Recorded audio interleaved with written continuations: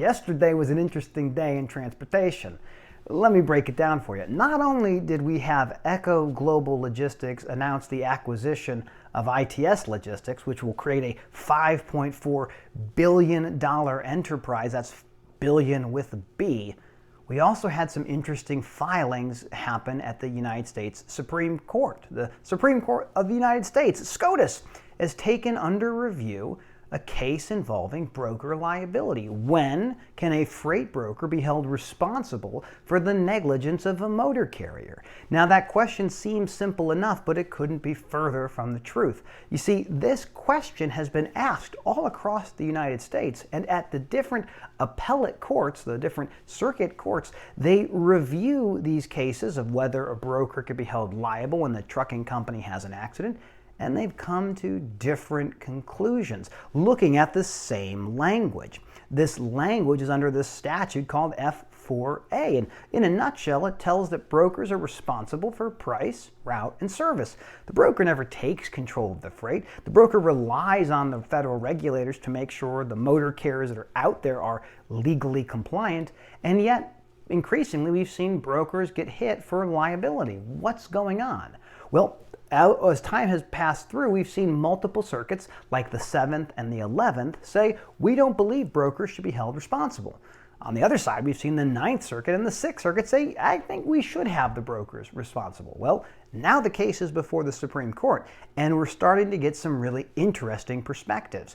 For example, 29 states and the District of Columbia, that is conservative states and liberal states, have come out and said, we believe that brokers should be held responsible for the negligence of a motor carrier. It's our state, we want protections, and we think the brokers share some responsibility. Well, the other side of this argument are folks like the brokers, the Transportation Intermediaries Association, TIA. TIA filed their amicus brief yesterday, highlighting the history of brokers, the fact that they don't even are required to carry liability insurance, and the general intent of this statute that says brokers ought not to be responsible. We've seen manufacturing associations echo the same sentiment. We, for them, don't believe brokers should be responsible. Motor carriers are in charge of compliance on their equipment. If they have a safety issue, if they have a driver fall asleep, that's on the motor carrier, not on the brokerage. And most of our brokerage industry is based off this fundamental idea. Brokers, as intermediaries, don't take possession, don't take control, and ultimately don't hold liability.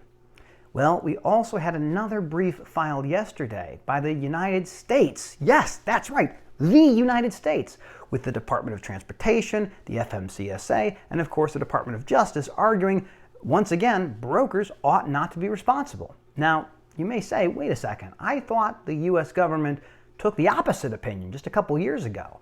Well, that is true. At one point, the federal government said, we do think brokers should have some level of responsibility.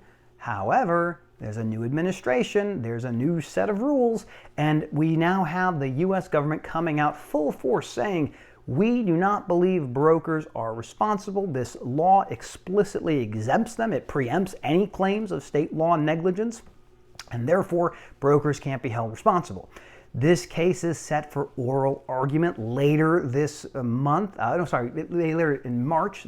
Early March will be set up, and we'll get a chance to get a good understanding of where we think the Supreme Court will go. But this is incredibly important for every American and the supply chain that brings you all of the things that you want. Whether it goes to your shelf or it comes to your door, everything relies on transportation, and ultimately, brokers probably had a hand in it. According to TIA's own information, they control about $340 billion of freight spend a year. That's $340 billion with a B comes through brokers. And if brokers are taking on a level of responsibility and liability, that is likely going to change the dynamic of how these intermediaries function.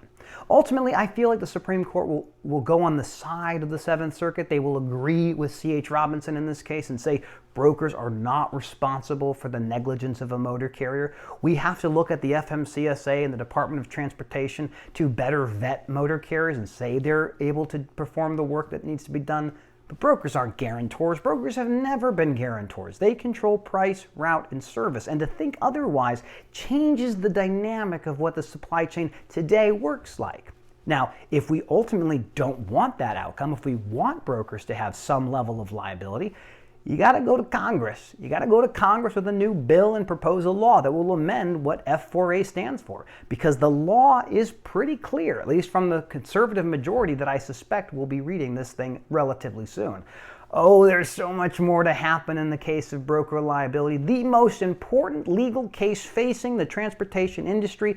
And we'll have an answer at some point, but it's not today, but maybe sooner than later.